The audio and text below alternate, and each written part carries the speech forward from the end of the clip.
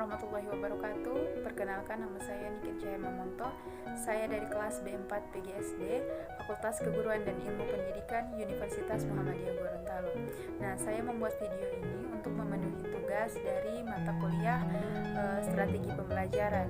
Untuk tugasnya itu yaitu menjelaskan sesuai dengan kapasitas saya beberapa materi dari strategi pembelajaran yang sudah diberikan.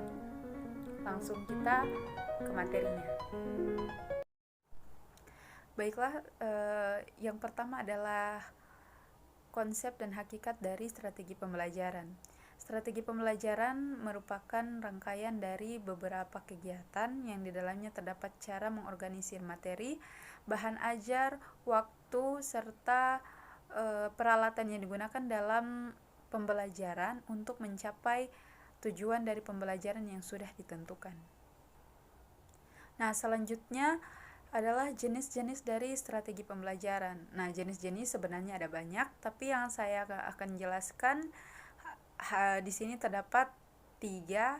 Yang pertama adalah ceramah. Nah, ceramah itu biasanya dilakukan secara lisan oleh guru dalam penyampaian materi ajar. Kelebihan dari strategi ceramah ini yaitu materinya dapat disampaikan secara luas dan lebih detail. Sedangkan kekurangannya adalah apa yang diserap oleh siswa itu hanya apa yang diajarkan oleh guru tersebut. Jenis yang kedua adalah demonstrasi, yaitu penyajian materi beserta penjelasannya. Kelebihannya adalah siswa tidak akan ketinggalan pelajaran karena dalam penyajian materi itu terdapat penjelasan beserta dengan latihannya. Untuk kekurangannya itu lebih membutuhkan persiapan yang matang dari segi bahan ajarnya. Kemudian jenis yang ketiga adalah diskusi. Diskusi ini di mana siswa dihadapkan pada suatu masalah untuk sama-sama memecahkan masalah tersebut dengan solusi yang terbaik. Kelebihannya adalah dapat merangsang kreativitas siswa dalam berpikir. Kekurangannya adalah kegiatan diskusi itu hanya bisa dikuasai oleh orang-orang tertentu. Kemudian adalah tujuan pembelajaran. Tujuan pembelajaran adalah hasil belajar dari siswa, baik itu perilaku maupun pengetahuan dari proses belajar mengajar yang dia ikuti selama ini. Kemudian adalah tahap pembelajaran. Tahap pembelajaran terdapat 3 tahapan, yaitu tahapan perencanaan, tahapan pelaksanaan, dan kemudian yang terakhir adalah tahapan evaluasi. Materi selanjutnya yang kedua adalah materi strategi pembelajaran berorientasi pada standar proses. Belajar sebagai proses artinya belajar tidak hanya mencakup dalam satu aspek, tetapi juga meliputi beberapa aspek. Contohnya seperti fisik, mental, intelektual, dan juga secara moral. Kegiatan pembelajaran berorientasi pada standar proses. Standar proses pendidikan adalah standar nasional pendidikan yang berkaitan langsung dengan pelaksanaan pembelajaran yang terdapat dalam lembaga-lembaga pendidikan untuk mencapai standar kompetensi. Nah, itu sudah tercatat dalam Peraturan Pemerintah Nomor 19 Tahun 2005, terdapat dalam bab 1 pasal 1 ayat 6 yang berlaku untuk setiap lembaga pendidikan yang didirikan. Kemudian adalah pengembangan strategi pembelajaran. Nah, untuk pengembangan strategi pembelajaran ini perlu untuk melihat terlebih dahulu karakter dari siswa tersebut. Karena materi yang akan dikembangkan pada akhirnya akan dimaksudkan untuk membantu siswa mempermudah dalam pembelajaran. Kemudian ada unsur-unsur dalam strategi pembelajaran. Yang pertama adalah pengelompokan konten. Yang kedua adalah komponen belajar. Yang ketiga adalah pengelompokan peserta didik. Dan yang terakhir adalah pemilihan media dan sistem pengajaran. Kemudian ada menyusun strategi pembelajaran. Yang pertama adalah pendekatan strategi pembelajaran yang berpusat pada mata pelajaran. Yang kedua adalah pendekatan strategi pembelajaran yang berpusat pada siswa. Yang ketiga adalah pendekatan strategi pembelajaran yang berpusat pada kegiatan kehidupan masyarakat. Selanjutnya adalah materi yang ketiga, yaitu klasifikasi dan pemilihan strategi pembelajaran. Yang pertama adalah strategi pembelajaran langsung.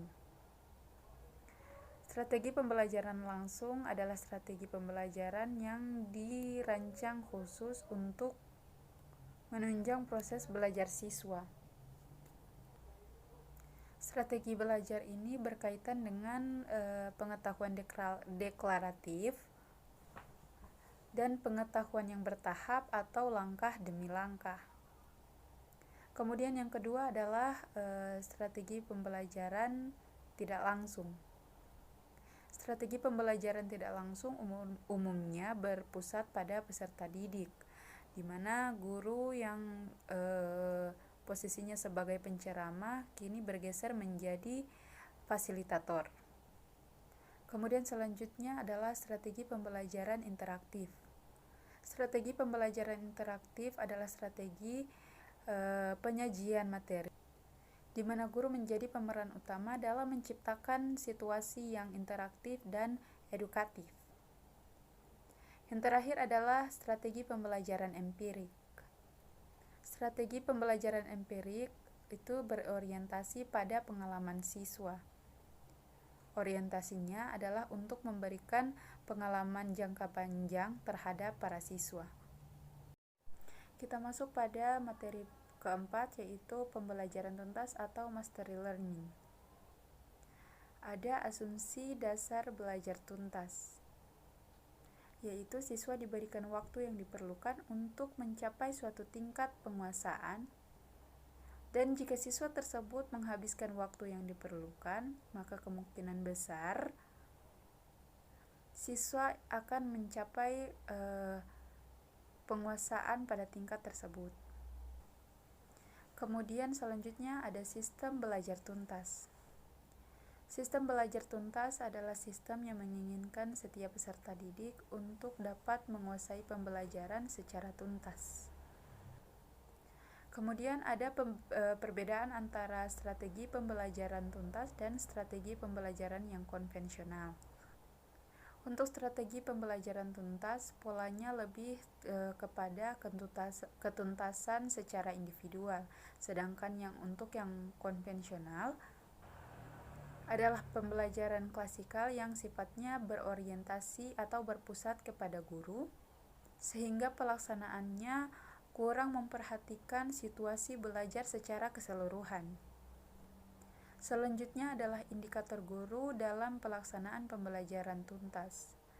Untuk yang pertama adalah metode pembelajaran, yang kedua adalah peran guru, yang ketiga adalah peran peserta didik, yang keempat adalah evaluasi. Kemudian yang terakhir dari materi ini adalah program remedial dan percepatan.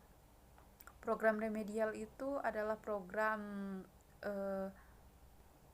remedial adalah program yang dimaksudkan untuk meningkatkan penguasaan siswa terhadap suatu materi pelajaran. Sedangkan untuk kelas atau program percepatan adalah kelas di mana seluruh siswa yang cerdas berkumpul di dalam satu kelas itu, di mana siswa-siswa tersebut dapat menyelesaikan kompetensi dasar secara singkat dan juga mendapatkan nilai yang sempurna. Kita masuk pada penjelasan materi yang terakhir, yaitu materi kelima adalah strategi pembelajaran kooperatif.